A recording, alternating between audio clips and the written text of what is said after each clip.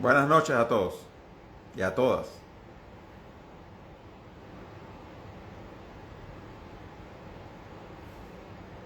Buenas noches.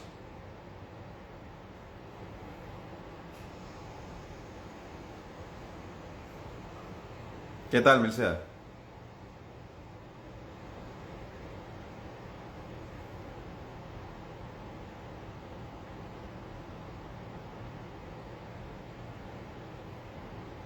Muy buenas noches. Hoy vamos a estar hablando con el economista y amigo Ernesto Bazán, con quien ya hemos conversado en ocasiones anteriores sobre los temas económicos. Y la verdad que Ernesto no es panameño, es peruano, pero ha vivido varios años aquí en Panamá, se dedicó a trabajar en una de las empresas calificadoras con Moody's, tiene su propia empresa hoy en día y él en junio, mayo del año pasado ya estaba haciendo una serie de análisis sobre la situación económica de nuestro país que llamaron mucho la atención y bueno, ya está aquí. Vamos a admitir a Ernesto para que podamos empezar este diálogo. Déjame ver.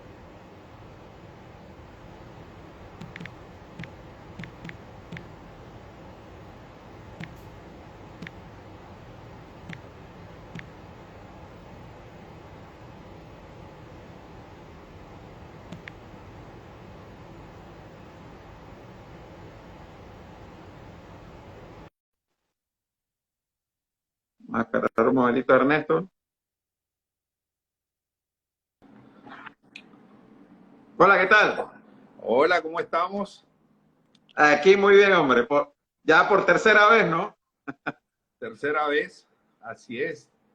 Sí. Esta película va a ser larga, esta es una serie de varias temporadas. Bueno, Ernesto comentaba casualmente que en julio, si mal no recuerdo, del año pasado, tuvimos nuestra primera conversación. Sí. En aquel entonces, pues tú estabas haciendo una serie de planteamientos que fueron polémicos en su momento, en donde por un lado ya advertía que el decrecimiento de la economía en Panamá en el 2020 iba a estar cerca del 20%, cosa que muchos lo vimos con incredulidad, incluyéndome. Recuerdo que te decía que si era 20% era como la catástrofe, ¿no? Eh, Cuando en aquel momento el presidente Cortizo había dicho en la asamblea la cifra que usaba el Banco Mundial de 2% de Sí. decrecimiento. Y bueno, planteabas también la posibilidad de usar los recursos del canal, los dividendos del canal, para capitalizarlos y de poder de esa manera hacer una inversión importante de dinero, de inversiones en Panamá, ¿no? Sí, Yo sí, sí. quisiera empezar, Ernesto, por preguntarte por qué eh, terminamos cayendo casi 20%. No sé, al final la cifra final no la conozco. ¿Por qué terminamos cayendo 20% y no el 2% o el 5% o incluso el 10% que hablábamos los más pesimistas?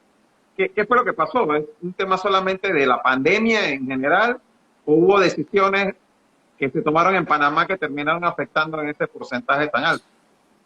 Sí, bueno, yo recuerdo mucho porque a mí me tocó dar la cara, ¿no?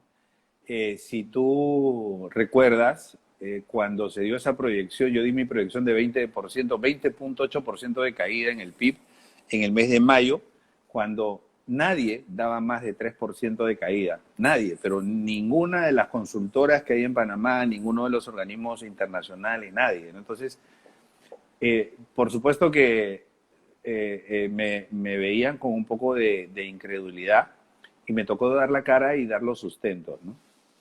Entonces, eh, aquí hay varias cosas, ¿no? O sea, primero hay que entender al virus, ¿no? Y no hablo desde el entendimiento de la salud pública porque no es mi especialidad. hablo desde el entendimiento de la estadística, ¿ok? La estadística. Entonces, el virus tiene una curva de contagio que es como una campana de Gauss, más o menos, ¿no? Entonces, al inicio empieza con poco contagio y todo eso va creciendo y la velocidad a la que empieza a crecer hace que cada vez sea más difícil controlar el virus. Entonces, y eso no solamente ha sido en Panamá, sino ha sido en todos lados. Entonces, el poder entender esa capacidad de crecer del virus, creo que, y pues meterlo a la economía en un análisis de riesgos, creo que fue un factor importante para poder tener esa, digamos, predicción, ¿no? Que no sé si va a ser 20%, pero va a estar por ahí, va a estar cercano de 20%. Yo creo que sí, va a estar muy cercano. Ahora, el segundo punto importante es la tendencia, ¿no? Entonces, nosotros veníamos de más a menos, o sea, estábamos desacelerándonos. Y esa desaceleración hace que se genere una inercia negativa, ¿no? Entonces, o sea, hace de que la aceleración hacia abajo sea más fuerte y que puedas caer con mayor profundidad. Y en tercer lugar, entender cuáles son los sectores que mueven a la economía panameña, ¿no? Entonces, nos guste o no nos guste, los sectores que han movido a la economía panameña, esos sectores que nos han hecho poner digamos, que nos han convertido en la economía latinoamericana que más creció en los últimos 30 años, ¿no? Creció a un ritmo de 5.8%, o sea, ninguna economía latinoamericana creció más de eso en promedio, han sido los sectores construcción, inmobiliario, los dos, ¿no? Que los dos juntos superan al sector comercio, porque sobre todo construcción tiene un efecto multiplicador en los demás sectores, ¿okay? Que no lo tiene, digamos, no necesariamente lo tienen los demás sectores, ¿no? No lo tiene la banca, que no lo tiene la industria, o sea, el sector construcción mueve a toda la economía. Pero también al revés, cuando el sector se cae, el sector construcción se debilita, entonces toda la economía en conjunto se empieza a debilitar, ¿no? Y eso, y proyectando el nivel de actividad, ¿no? O sea, también yo agrego que yo he tenido la experiencia de ver crisis grandes. O sea, yo he vivido, José, inflación de 2 millones% al año. 2 millones% al año en la época de Alan García en mi país, en Perú, En ¿no? Perú. Claro, he vivido épocas de terrorismo, o sea, en donde tú caminabas por la calle y no sabías por dónde iban a explotar los coches bombas, los autobombas, ¿no? He vivido, y las dos cosas juntas, ¿no? El terrorismo con hiperinflación, he vivido niveles de desempleo altísimos, o sea, y he vivido la corriente, digamos, la corriente del niño que nos afectó a nosotros en el año 2008, perdón, en 1998, donde el PIB se cayó 12%, ¿no? Por corriente del niño, ¿no? Y yo veía que esto iba a ser peor que la corriente del niño. Estudié también a Panamá. Panamá, en la época, digamos, el año de la invasión, ¿no? O sea, el año siguiente a la invasión, Panamá tuvo una caída, ¿perdón? El 90, digo, el año 90, después, el año después de la invasión. 90, así es, el año 90, Panamá tuvo una caída de doble dígito, creo que, si no me equivoco fue 11% más o menos de caída, ¿no? Entonces, y yo esperaba que esto sea peor, porque, digamos, cuando tú ves el tiempo de vida del virus, o sea, esto es prolongado, ¿no? Entonces, de todas esas cosas, y también hay que decir que el manejo macroeconómico, pues ha defraudado las expectativas, ¿no? O sea, yo hice unos cálculos, el sector comercio ha decrecido 8 años. O sea, hemos vuelto al nivel de 8 años atrás en el sector comercio. En el sector construcción hemos decrecido 6 años, ¿no? O sea, calculando el PIB, o sea, digamos, el nivel de retroceso que hemos tenido. Entonces, realmente, tanto que le costó al país, porque fue el sector privado, fueron los trabajadores panameños, fueron, digamos, o sea, el sector público, todos juntos, ¿no? que empezaron a construir cosas buenas para Panamá, que todo se haya derrumbado en un año, realmente es muy doloroso, ¿no? Y Así no, es. no, no se tenía esa expectativa, ¿no? Y bueno, cada día que pasa uno se sigue asombrando, ¿no? Sí, yo Entonces, quisiera hacer... yo nada más para terminar, yo tenía Ajá. una expectativa más alta de la gestión macroeconómica del ministro Alexander, ¿no? Porque el ministro Alexander, o sea, fue el último ministro de la historia económica de Panamá que nos trajo superávit fiscal. Ujú. O sea, fue en la época del ministro Alexander, porque el ministro Alexander era un ministro duro, que se paraba bien. No, señores, aquí tenemos que gastar solamente lo que podemos. O sea, estamos hablando en el año 2009, ¿no? Así es. 2008, 2007, 2008, 2009, que fue su Este fue el gestión. periodo 2004-2009, el quinquenio No, 2004-2009. ese fue. Entonces, fue gracias al ministro Alexander, y yo lo he dicho públicamente, que gracias al ministro Alexander, nosotros pudimos conseguir el grado de inversión. Porque, digamos, ya lo que le tocó a la administración Martinelli, ¿no? Con el ministro Vallarino a cargo, fue negociar, ¿no? Pero, digamos, el gran trabajo de reducir el ratio de deuda PIB, que es el ratio, digamos, más importante para las calificadoras de riesgo, ese trabajo se hizo en los últimos años de la gestión del ministro Alexander. Entonces, con esa expectativa, ¿no? Yo esperaba una gestión distinta, ¿no? Y creo que, pues, es muy lamentable que la economía se ha destruido muchas cosas. Vamos a perder, José, vamos a perder el grado de inversión.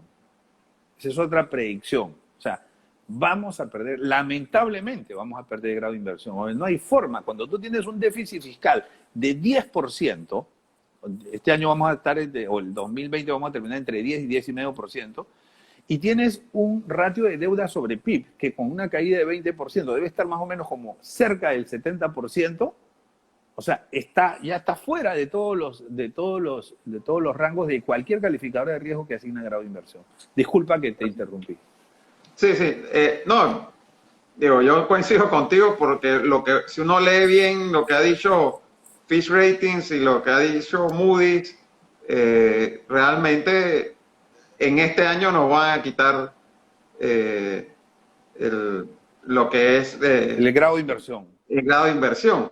Y digo, y quizás para que quienes nos están escuchando le entiendan un poco, estas calificadoras son, por decirlo de una manera muy sencilla, es como la PC, ¿no? Sí. O sea, cada uno de nosotros tiene una historia de crédito y ese historial de crédito sirve para que quienes prestan dinero nos evalúen y digan, bueno, el nivel de riesgo que hay en prestarte a ti, si tú has sido mala paga, cómo has pagado. Y entonces, en ese sentido, siempre entre más riesgo, más alto es el interés que te cobran. Entre menos riesgo, más bajo es el interés. Entonces, eso que funciona para las personas, funciona para los países. Entonces, las calificadoras de riesgo lo que dicen es, este país tiene más o menos riesgo para prestarle y en función de eso, quienes prestan dinero te suben o te bajan los intereses.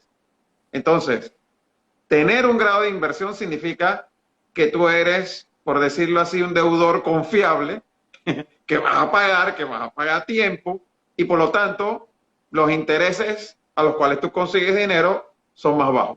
Perder el grado de inversión puede significar casi seguramente que te va a aumentar los intereses que te cobran. Y bueno, cuando estamos hablando de 40,000 millones en deuda, que te suban un 1%, estamos hablando de 400 millones de dólares más al año, solamente con que suba un 1% la deuda. Y son 400 millones de dólares menos para invertir en el país. Entonces, esa es la gravedad de lo que está ocurriendo. Pero digo, para mí es importante también señalar, Ernesto, que Panamá, con todas las diferencias que pudieron haber, como tú bien señalaste, tenía 20, 30 años de estar creciendo consistentemente, de ser una de las economías que más crecía en América Latina. Incluso en el quinquenio pasado, que mucha gente cuestiona que se creció menos que en el quinquenio 2014, 2009-2014, incluso en ese quinquenio 2014-2019, nosotros éramos de los 3 países de América Latina que más crecían.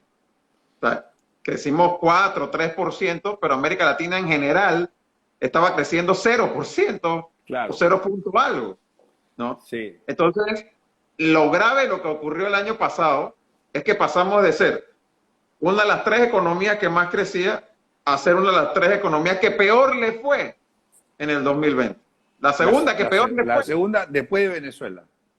Imagínate tú. Sí. Entonces, O sea, lo que todos... estamos compitiendo, con el respeto a mis amigos venezolanos, estamos compitiendo en la caída del PIB con Venezuela. Esa es la situación. Entonces, lo que todos los observadores de afuera e incluso los locales veían era, bueno, Panamá tiene una de las economías más estables de la región, le va a afectar, pero va a estar dentro de las menos afectadas, no dentro de las más afectadas. Pero al final del año terminamos siendo de las más afectadas. Pero Sí. bueno, Mira, lo cierto... Ajá. No, dime. Sí, lo que te diría es, bueno, ¿cuál es la expectativa para este año? Digo, no estás en el negocio de adivino, pero ¿cuál es tu sensación o tu análisis de hacia dónde vamos en este año?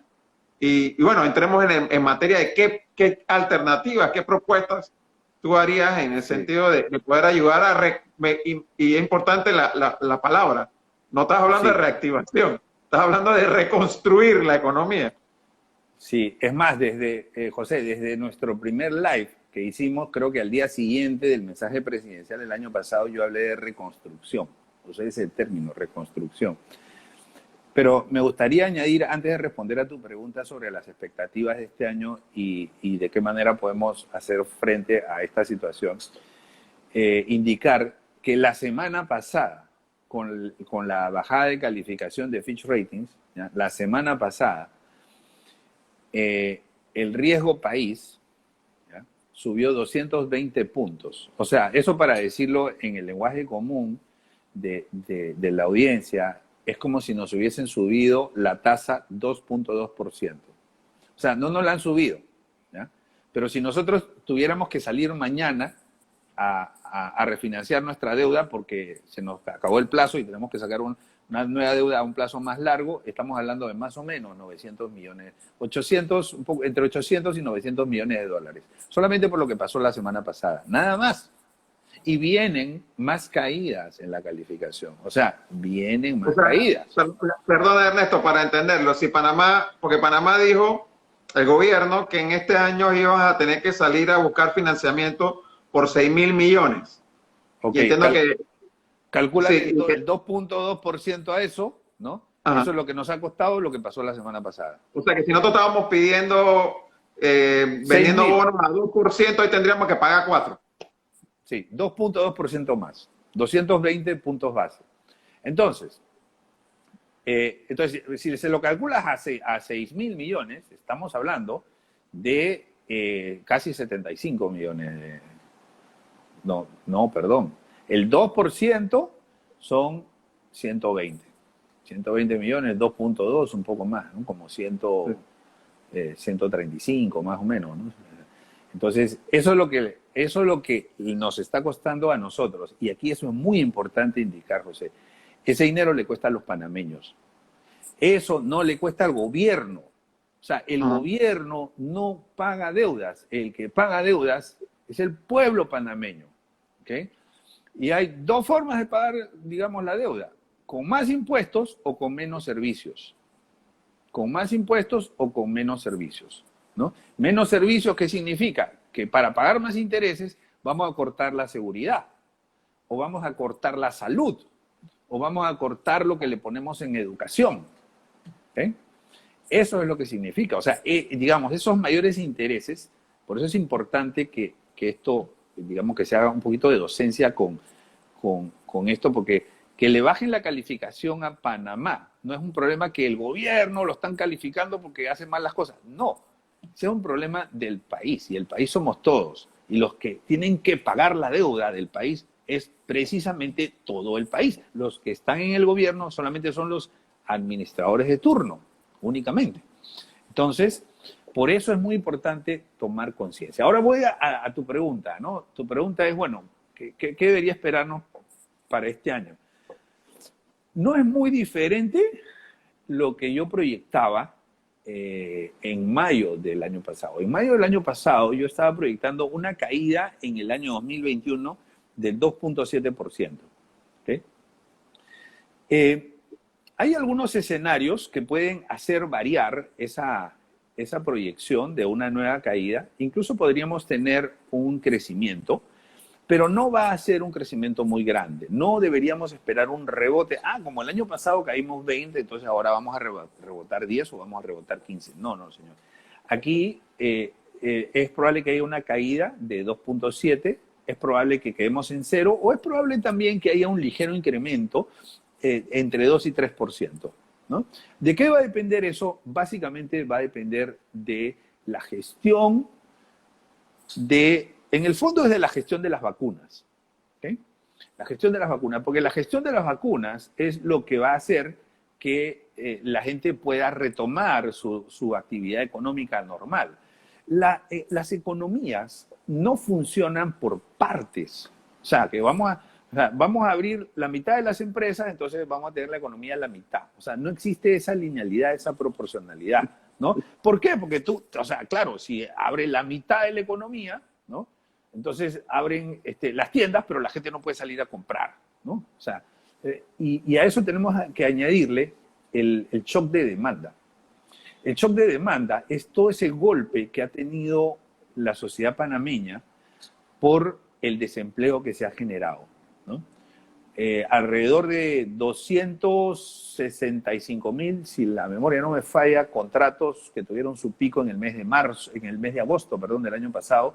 Hoy en día se habla de que todavía faltan reactivar aproximadamente 175,000 contratos que por el momento están suspendidos, ¿no? Pero, ojo con eso, porque, digamos, los contratos que se han reactivado no significan que las personas están trabajando necesariamente, ¿ok? Y no sabemos qué va a pasar con estas personas que están con el contrato, que para un país pequeño como Panamá, 180,000 personas representa, digamos, una parte importante que afecta a la economía de las familias y la economía ya no se va a reactivar tan fácil. La gente ha acumulado deuda. O sea, hay gente que no solamente no le está pagando a los bancos, sino que la deuda de esta gente está creciendo. ¿Ok? Te doy un dato. El 43% de toda la cartera, del sistema bancario de Panamá, no está pagando. Y no está pagando desde que inició la pandemia. El 43%. Claro, eso era 50% en algún momento. Y actualmente está en 43%. Y que no es que se le está condonando esa deuda, en algún momento la va a tener que pagar. Sí. Y ese problema no es solamente el problema del deudor, también es el problema de los bancos. Porque los bancos tienen que hacer provisiones por eso, ¿no? Entonces, la situación realmente es muy complicada. Y pensar que vamos a rebotar es vender una ilusión a la gente. Tenemos un camino muy difícil. Perdón, Ernesto. La última, creo que en la asamblea, el ministro de Economía habló de un crecimiento estimado este año de 4%, que lo bajó porque inicialmente se hablaba de 5%. ¿Tú crees que va a ser menor de eso? Yo creo que va a ser menos de eso. O sea, yo creo que digamos que si se hace una buena gestión logística de las vacunas, podemos llegar a un 2.5 o 3%. ¿No? Pero, ese es un escenario que todavía no hemos visto, ¿no? Entonces, pues, obviamente uno quisiera y uno desearía que la gestión de las vacunas sea eficiente. Pero cuando vemos todo el problema que significó poner 12.000 vacunas y el tiempo que tomó poner 12.000 vacunas, ¿no? Entonces, pues realmente creo que nos deja un escenario que no es muy alentador, ¿no? No es muy alentador para... Sí, es que, de hecho, Ernesto, una cifra para tomar en consideración. O sea, aquí en Panamá, en una buena gestión, porque Panamá tiene un buen sistema de vacunación, en cerca de 3 meses pusieron 1.2 millones de vacunas de influenza. Y aquí estamos hablando de vacunar 2.7 millones de personas, son 2 dosis por persona, estamos hablando de 5.4 millones de vacunas. Si hacemos una simple regla de 3, 1.2 en 3 meses, ¿cuánto sale 5.4? Estamos hablando de un año aproximadamente, que ya un doctor, creo que es el que nombraron en Asenacid hoy, habló de que el ciclo de vacunación que debe iniciar en marzo próximo, si llegan las vacunas que Pfizer y AstraZeneca se han comprometido, si inicia en marzo, va a terminar en marzo del próximo año. Sí, y ojo que las vacunas no son vacunas para toda la vida. Esto es un roster, o sea, tú empiezas la vacunación, ¿no? Y se estima que las vacunas podrían tener un efecto, todavía esto no está muy certero, pero podría tener un efecto de 5 o 6 meses más o menos, ¿no? Entonces tú tienes que ir vacunando y ir programando la siguiente vacuna, ¿no? O sea, y tienes que ya, y todo el mundo completo está peleándose por vacunas. Entonces el reto es grandísimo y eso tiene un impacto en la economía. O sea, estamos viviendo el peor momento de la historia económica de Panamá por el virus.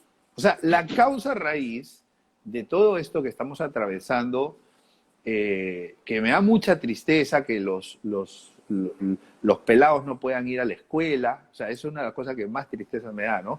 De los padres de familia que no tienen trabajo y no tienen que llevar a su casa. O sea, toda esa tristeza la estamos viviendo por la pandemia, ¿no? Porque todo tuvo su origen en un confinamiento, ¿no? Y en una paralización de actividades. Entonces, hay que ponerle el ojo a cómo se va a gestionar la pandemia. La pandemia se gestiona mal y no hay programa económico que pueda resultar. Entonces, el éxito de la reactivación y la reconstrucción va a depender primero del manejo de la pandemia, por lo tanto, las vacunas, ¿no? Y segundo, del plan de reconstrucción, ¿no? Entonces, el ministro se molestó en la asamblea porque dijo que sí tienen un plan de reactivación. Realmente sí lo tienen, pero es un plan que no va acorde, es un plan que publicaron después del discurso presidencial en el mes de julio, ¿ok? Entonces, realmente sí lo tienen, pero no es un plan que está acorde con la magnitud de la caída. Entonces, ¿por qué es importante, y creo que lo hemos conversado en otro live, dimensionar la crisis, dimensionar la caída? ¿Por qué insistíamos tanto que esto iba a ser, no para meterle susto a la gente? ¿Por qué hablábamos de ese 20%?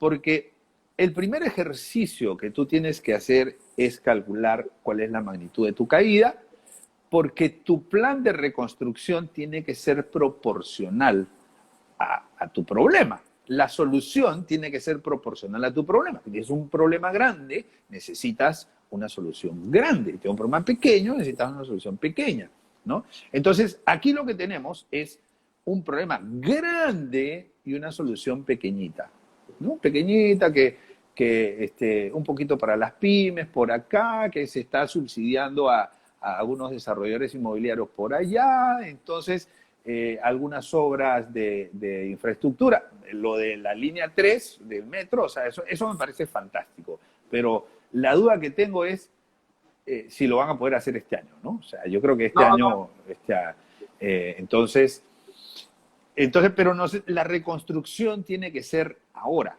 Cada día que pasa es como un paciente que está en la UCI, que requiere atención, y la atención tiene que ser urgente. Entonces, cada día que pasa la crisis se agrava más y el paciente tiene más riesgo de, pues, de morirse, ¿no? ¿Y cuál es el ¿Cuáles gran serían las peligro? recomendaciones? Ya, la recomendación, mira, primero que nada, nosotros necesitamos un plan de reconstrucción de por lo menos 1.5 veces la caída. La caída ha sido el 20% del PIB, estamos hablando de 13.000 millones, multiplica 13.000 millones por 1.5, más o menos 20.000 millones. Eso es lo que se necesita para poder levantar la economía, para que la gente nuevamente empiece a tener esperanza, para que la gente empiece a tener trabajo, para que salga a la calle a lucharla. Más o menos esa es la magnitud. Pero claro, Sí, tú se lo conversas a alguien. Perdón, Ernesto, para que quienes nos escuchen lo sepan, el plan que presentó el presidente Cortizo el 1 de julio pasado, que es el documento que ellos dicen que es el plan de reactivación, hablaba más o menos de 3.500 millones de dólares, es más o menos eso, Sí. para que tengamos claro, ¿no? 3.500 Sí, pero, millones cuando la economía cayó 13.000 millones. claro, pero de esos 3.000 y tantos, había 500 que era para liquidez de los bancos, que eso no cuenta porque eso no se inyecta. O sea, eso no termina en crédito, eso termina flotando como depósito de liquidez. Entonces, bueno, resulta que, como te decía, ¿no? O sea, necesitamos un plan de reconstrucción fuerte, estamos hablando de más o menos 20.000 millones de dólares, pero antes de ese plan, ¿ya? Tengo que decirte que ningún plan va a funcionar si no se reestructura las finanzas y digamos, si no se reestructura las cargas fiscales, los gastos fiscales. Si seguimos como país gastando mucho más que los ingresos generando un déficit del 10%, de déficit, 10% del PIB de déficit del sector público no financiero, ningún plan va a resultar. O sea, si seguimos pagándole a los botellas, si seguimos pagándole a los influencers, si seguimos gastando, despilfarrando dinero, remodelando oficinas, gastando en rediseño de logotipos, en todas esas cosas. Si seguimos gastando en eso, ningún plan va a funcionar. Te voy a hacer, y le voy a hacer a nuestros amigos que nos acompañan una metáfora. Digamos que tú estás en tu vehículo y por alguna razón tú te alejaste de tu objetivo. Quedaste lejos de tu objetivo, ¿no? O sea, el Waze te mandó para el otro lado y quedaste lejísimos. ¿Qué es lo primero que necesitas? Como tú sabes que la distancia es grande, tú necesitas mucho combustible para volver a tu objetivo, ¿verdad?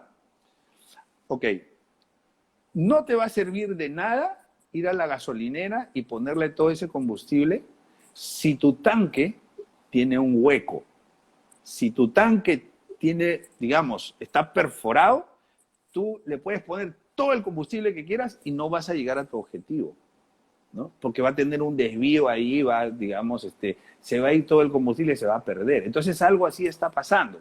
Si nosotros tenemos unos gastos que no están puestos de manera responsable, prioritaria y con un criterio de impacto social, ¿no? Porque no todos los gastos hay que reducirlos los gastos innecesarios, pero no podemos pensar en reducir los gastos que van a los hospitales para pagarle a los médicos, para pagarle sus horas extras a los médicos, ¿no? O los gastos para arreglar las escuelas para que los niños vuelvan a las escuelas. O sea, hay gastos que no, por su impacto social, no pueden reducirse, los subsidios, ¿no? O sea, hoy en día, más que nunca, la gente necesita subsidios.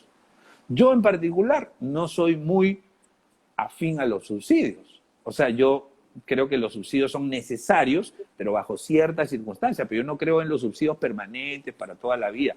Entonces, ¿qué pasa? Pero hoy día, en esta situación, la gente sí necesita los subsidios. Entonces, esos son gastos que tienen impacto social, ¿no? Lo primero que hay que hacer es categorizar los gastos, los que son de impacto social, los que no son de impacto social. Y todos los que no son de impacto social, que la publicidad estatal y todos esos comerciales, digamos, propagandísticos, ¿no? Que no sirven para nada. Autobombo. O sea, todo, claro, ¿no? O sea, todos esos se quitan.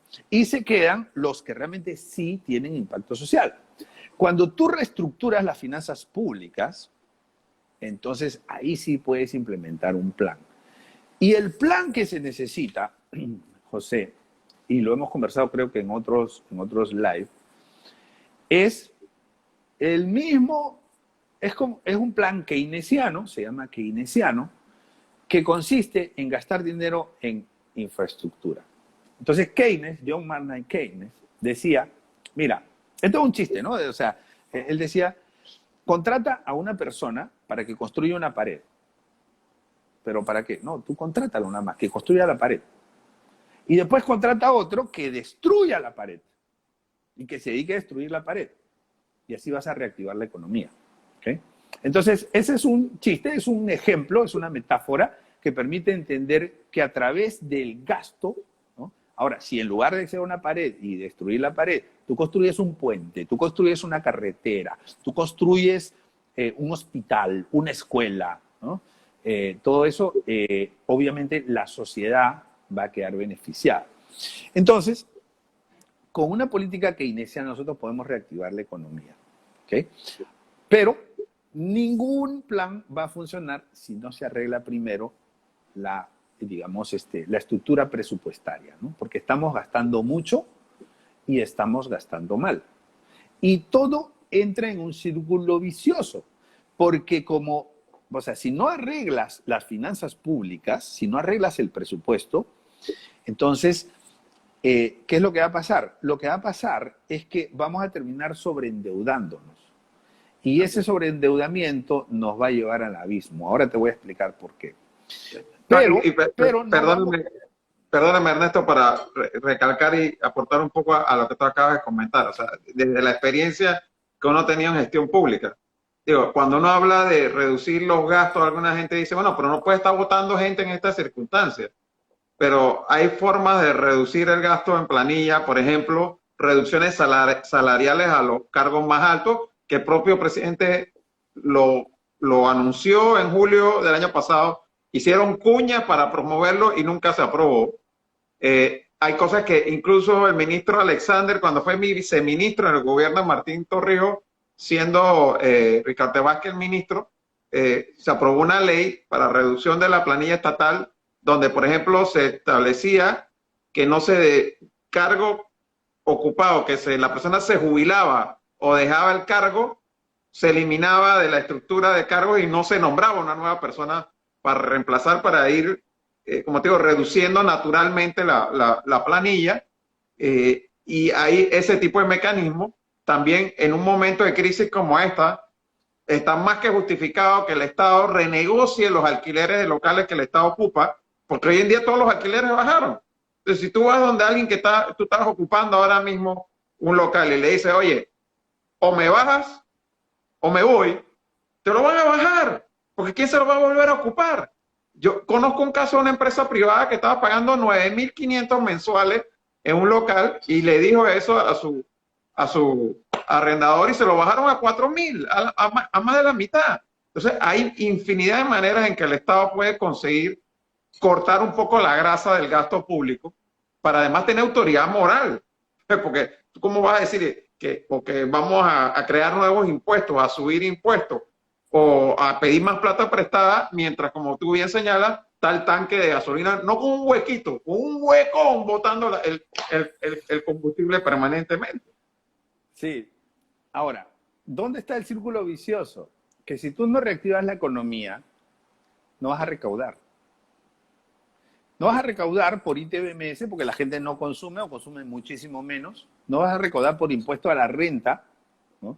Porque las empresas no están ganando y los trabajadores están desempleados. Entonces, si están desempleados, los que pagan impuesto a la renta, ¿qué le vas a descontar? ¿Qué le vas a retener si no se le está pagando? ¿No?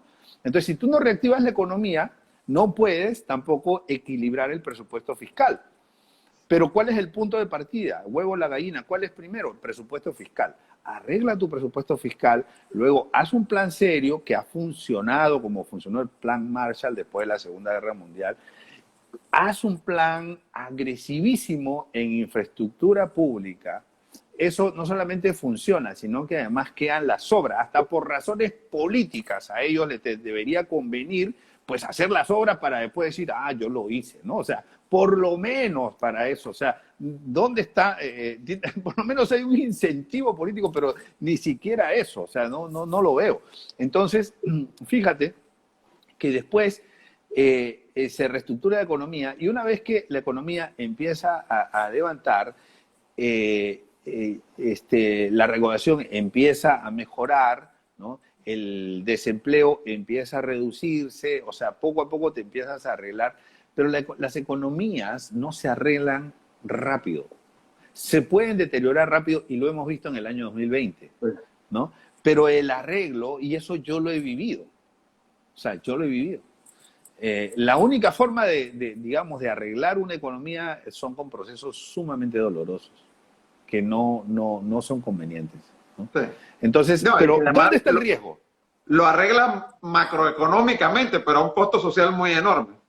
No, un costo social, o sea, yo he vivido, digamos, cuando Alan García nos dejó a nosotros el país en ruinas, después llegó Fujimori, y Fujimori con mano diciendo que no iba a aplicar una política dura, llegó y con eso le ganó a Vargas Llosa, llegó al gobierno y lo primero que hizo fue aplicar una política dura, ¿no?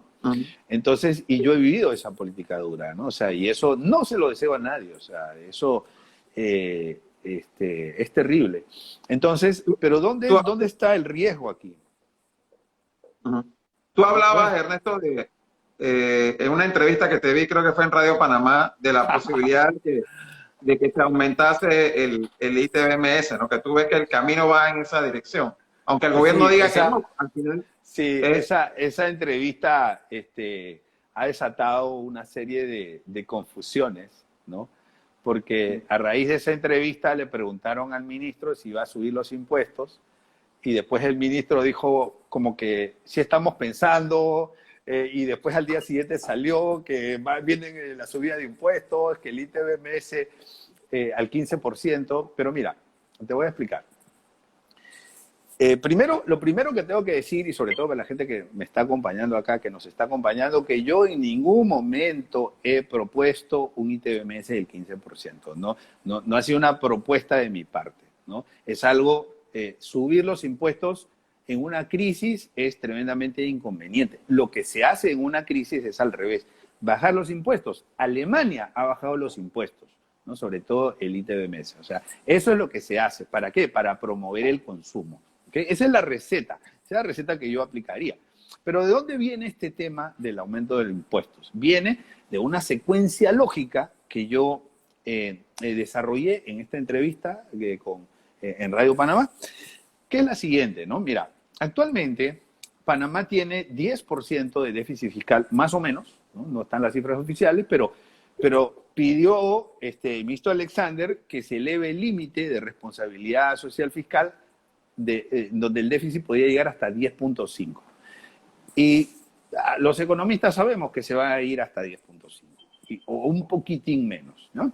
Entonces, pero vamos a decir que es 10%. Y según los cálculos, ahorita debemos estar más o menos, ¿no?, en un 70% de relación deuda sobre PIB, porque el PIB era a finales del 2019 66 mil millones, pero se ha caído 20%, ¿no? Entonces, si la deuda está por encima de los 36 mil, entonces ya eso está cercano, todavía no llega, pero está por ahí pisando de los talones al 70%. Cuando tú tienes esa situación y estás muy cerca, 10% del PIB que necesitas tomar deuda todos los años, y ya estás en un nivel de deuda del 70% del PIB acumulado, estás muy cerca de que te corten el caño. Porque eso se va a dar repentinamente. Que te corten el caño, ¿qué significa? Que cuando quieran salir a emitir bonos, que ha habido emisiones súper exitosas en esta administración, pero ya no van a ser tan exitosas. y ya no van a poder colocar. Y llega un momento en que no pueden colocar, ¿no? ¿Por qué? Porque el que te va a comprar los bonos va a decir, ok, ¿y tú cómo me vas a pagar? Porque tus números no dan. ¿Cómo me vas a pagar? ¿No? Entonces ahí lo que genera, cuando esto pasa, y le ha pasado a Costa Rica, le ha pasado a Argentina, ¿sí? Esos son los dos ejemplos que podemos tomar como referencia. Cuando eso pasa, entonces el único camino es recurrir al Fondo Monetario Internacional. Entonces el Fondo Monetario Internacional te visita y te dice, mi hermano, a ver, vamos a ver cómo te podemos ayudar, ¿no? Porque en el fondo ellos tienen esa misión de ayudar a los países. Entonces, ¿qué es lo que pasa? Que normalmente las recetas que ellos tienen es que hay que equilibrar el presupuesto. Porque si tú estás con déficit fiscal, entonces dicen, no puedes salir a endeudarte y yo no te puedo avalar. Te vas a salir a endeudar y estás con déficit. No, yo necesito que tú te pongas serio, ¿no? Y entonces lo que te piden, y esto es un clásico, y es que no es que yo lo desee, pero lo que te piden es que aumentes la presión tributaria. Y la presión tributaria significa, ¿no?, más impuestos, ¿no? O sea, los impuestos respecto del PIB, más impuestos. Entonces, y entonces Panamá va a decir, bueno, pero ¿qué impuestos, no? Entonces, cuando se haga el benchmarking, ¿ya?, no hay ningún país que tenga menos, o sea, que tenga el nivel de IVA o ITBMS tan bajo como Panamá. Entonces, los organismos internacionales van a decir, aquí está, aquí es donde tú tienes que subir, porque aquí es donde tú estás bajo, ¿no? ¿Ok? Y entonces, realmente, lo que ellos van a pedir es que aumente la presión tributaria. Pero lo más probable, en términos de posibilidades, lo más probable es que se vayan por el ITBMS. No, es que este está abajo, este es el que tú tienes que subir, ¿no? Porque además todos los países están de 13, 15 para arriba. Sí, y te lo comento desde mi experiencia en gestión pública. Yo fui diputado cuando se aumentó del 5 al 7%, y recuerdo toda esa discusión en aquel momento. Y lo que está pasando, tal cual tú lo señalas, nosotros al haber tenido el acceso al grado de inversión, hemos tenido como país la comodidad de no tener que depender del Fondo Monetario Internacional, porque obteníamos financiamiento de la emisión de bonos a muy buen interés y a largo plazo, ¿no? Y eso es lo que hizo este gobierno, hasta inclusive el mes pasado, que emitieron unos 2.000 millones de dólares en bonos, pero ya un interés mayor de los que se conseguían el año pasado. Entonces, lo que va a pasar, yo no sé si tanto como que nos lo nieguen, Ernesto, pero yo sí pienso que Panamá va, por ejemplo, la próxima emisión de 2.000 millones de dólares que quieran hacer, ya no va a ser a 2% ni a 2.5%, va a ser a 4.5%, y va a ser caro para el Estado panameño, y en el Fondo Monetario es más barato, pero viene casado con ese tipo de situaciones. Y me parece haber escuchado, no sé, Ernesto, si fue así, en alguna intervención tuya donde, o sea, tú ves la posibilidad de que haya una crisis en el transcurso de este año en que el Estado no pueda pagar sus compromisos, incluso de planilla. No sé si lo dijiste o me pareció haberlo escuchado, no sé si fue a ti o a otra persona, pero que lo que ven es, el Estado hizo un presupuesto proyectando un crecimiento en este año del 5% y proyectando un crecimiento de los ingresos que no es real, ¿no? Porque incluso el presupuesto aprobado para el 2021 es mayor del de 2020 y eso no tiene ningún sentido. Entonces, van a tener problemas porque ni siquiera va a alcanzar para pagar los gastos previstos en ese presupuesto, mucho menos para pagar inversiones. Por ejemplo, esto de la tercera línea del metro y el cuarto puente, además de que ahora hay que hacer estudios y tienen que hacer el estudio del túnel, yo no sé de dónde va a salir la plata para pagarlo, para hacer los abonos iniciales y demás, si las recaudaciones van a estar muy por debajo de lo que ya tenían planeado, y pedir esos 4.000 millones que faltan por pedir va a costar mucho más de lo que tenían planeado. Entonces yo sí veo que van a tener que llegar a finales de este año o al principio del próximo a ir al Fondo Monetario. Y veamos lo que pasó en Costa Rica, para nada lejos. en Costa Rica las protestas hace poco fueron por las condiciones que quería imponer el Fondo Monetario. Sí, mira, a ver, ¿qué es lo que yo veo? Y tomo el caso de Argentina, ¿no? Vamos a tomarlo como referencia. O sea, hay un número clave que nosotros tenemos que ver, hay un indicador clave, que es deuda sobre PIB. ¿Ya? Según eso te miran las calificadoras de riesgo, el Fondo Monetario, porque al final eso indica tu capacidad de pago, ¿no? Por lo menos en Latinoamérica es un indicador bien importante. Actualmente Panamá lo tiene como 70, pero está creciendo a un ritmo de 10% del PIB por año. Bueno, Argentina tuvo que sentarse con el Fondo Monetario y tuvo que hacer todo esto cuando llegó a 90. ¿Okay? Entonces, si nosotros seguimos este ritmo, en 2 años probablemente nos estamos sentando con el Fondo Monetario Internacional. ¿Okay? O de repente antes, ¿no? O de repente antes. ¿Por qué? Sí, porque ellos lo que pidieron ahora en enero fue una línea de crédito, ¿no? De 2.700. Sí, pero esa es una línea que no puede usarse. Esa es una línea, digamos, que debe usarse para las consecuencias de la pandemia. No puede usarse para financiar el déficit fiscal, ¿no? Okay. Es una línea precautoria, le llaman. ¿Okay? Sí. Entonces, es específica para los temas de COVID. Sí, pero ahí señalaban, por ejemplo, que había compromisos de Panamá que no se han hecho públicos con respecto a la lista negra del Gafi, y que Panamá se comprometía a tomar medidas para salir de la lista negra del Gafi, que es parte del fondo. El Gafi es parte del sistema del Fondo Monetario Internacional. Entonces, ¿qué otros compromisos asumió Panamá no son públicos? También el tema de Fitch, y no sé cuánto tiempo nos queda, pero creo que poco. En el tema de Fitch mencionaron el tema de la caja del Seguro Social. Y yo lo que he entendido, tanto el informe del Moody's como de Fitch, es que ellos van a seguir muy de cerca el diálogo del seguro, y si no hay una conclusión en este año sobre eso, eso va a contribuir a agravar la calificación de Panamá. Claro. A ver, para cerrar el tema del Fondo Monetario, o sea, no es que yo desee, no es que yo vea conveniente un aumento del ITBMS, pero es algo que se daría con mucha probabilidad si Panamá continúa con el ritmo de déficit fiscal y el ritmo de endeudamiento. Este año no veo problema, este año yo creo que sí va a poder financiar todo el déficit que va a tener, pero el próximo año es probable que ya tenga que sentarse con el Fondo Monetario. O sea, y eso va a llevar a un condicionamiento que, mira, vienen estos, o sea, y es un impuesto que ni el gobierno lo quiere, porque el gobierno no quiere poner impuestos, ni la ciudadanía, la sociedad lo quiere, nadie lo quiere, pero va a terminar quedándose ahí. ¿Por qué? Por un condicionamiento de un memorándum de entendimiento que se firma con un organismo multilateral, ¿no? O sea, ese es un covenant.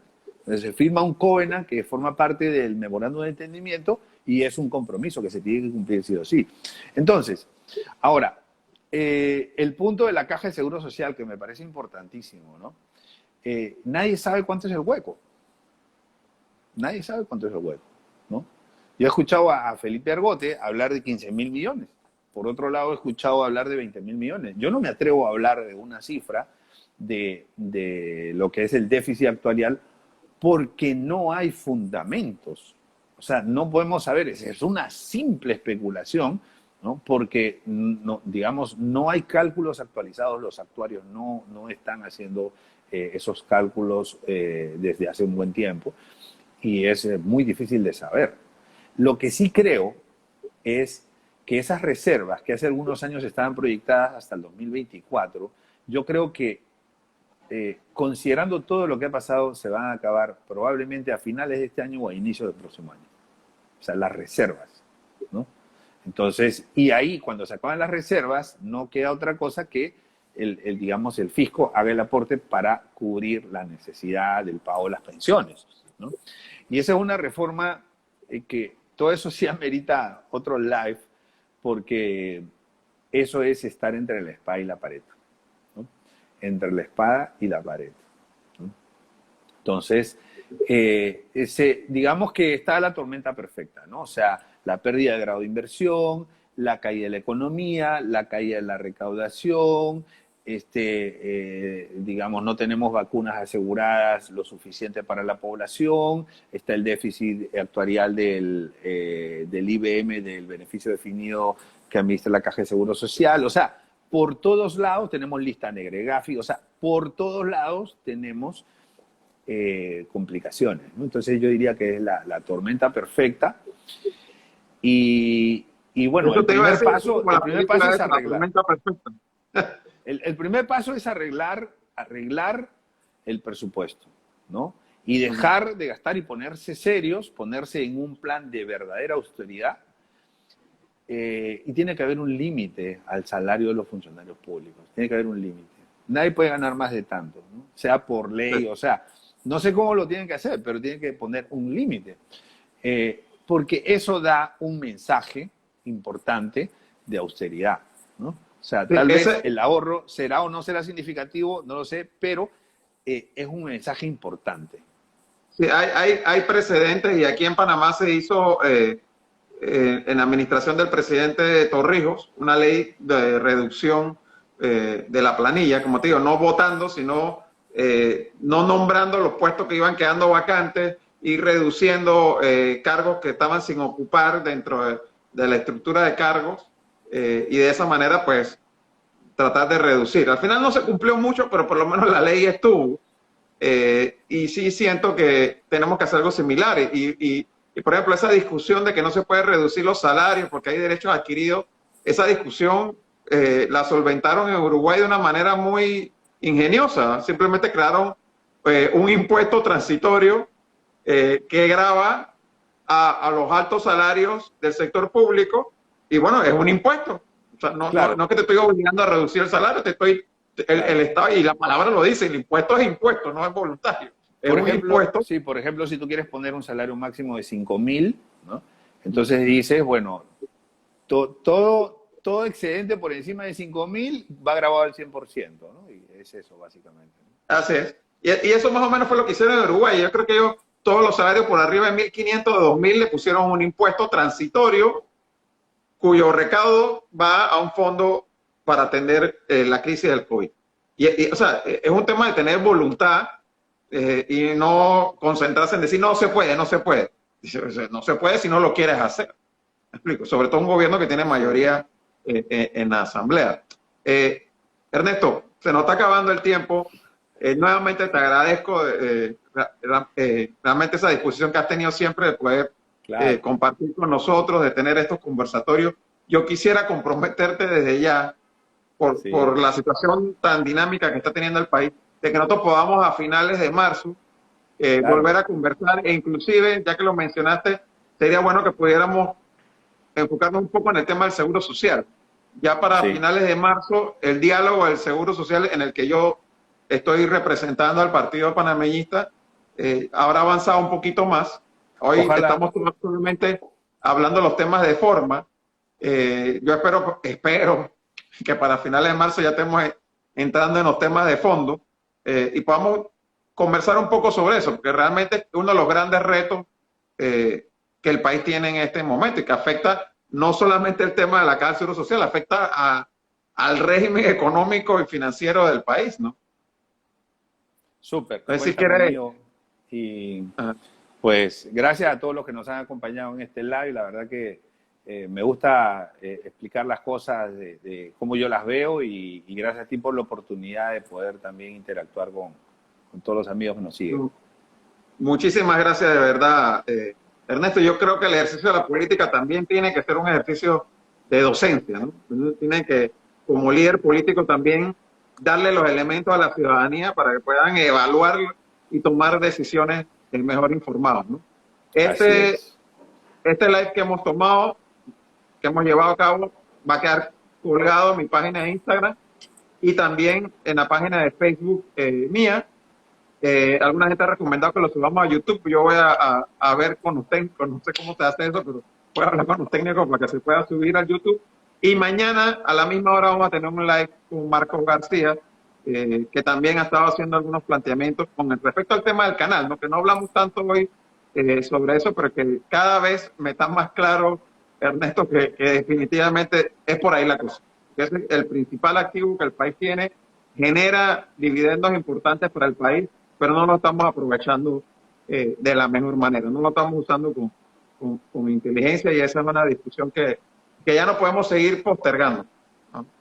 Panamá está en una situación muy delicada y tenemos que, en algún momento pensamos que estábamos en abundancia y cuando no está en abundancia no se preocupa por ahorrar, no se preocupa por ser tan eficiente, pero ahora que estamos en la época de las vacas flacas, hay que realmente afilar más el lápiz y ver dónde nos estamos gastando de más y dónde podemos tener mejores rendimientos.